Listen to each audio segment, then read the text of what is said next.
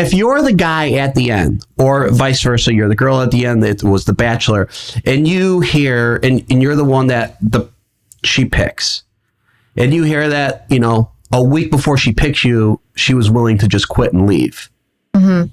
Do you take that personal? Like, I feel like that would really bother me. Yeah. Well, yeah. I mean, it's the intent. No matter what, if you are like eyes on the prize from day one, that's my guy, and you pick him at the end and he feels confident through the whole thing, they're still going to have a hard time watching it back. It's always going to be something. But this situation in particular, obviously you would feel like the default.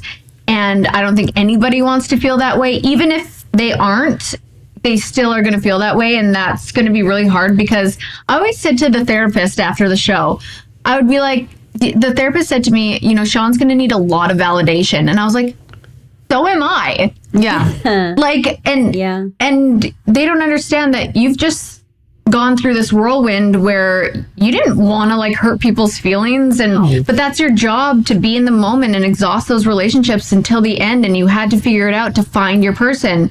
And at the end, they're both going to need to validate each other that, you know, he's not going to give up and just leave, or she's going to, you know, depending on what happens. Yeah, no matter who it is, I think always needs validation. Even like I experienced that. Mm-hmm. Mm-hmm. Doesn't matter me watching it back versus like Zach watching it back. He felt that way. And I was like, Zach, I'm literally in your apartment watching this episode right now, holding your hand, telling you I love you. Like, that's so far from what I was actually like feeling, especially even now. You know what I mean? Yeah. So it's just because you're put on this pedestal where everybody thinks you're like, you know, and then you come down and it's real life, and you don't have all these guys chasing you, and you're with that one person who's making you almost be like, well, validate me. And you're like, well, validate me too.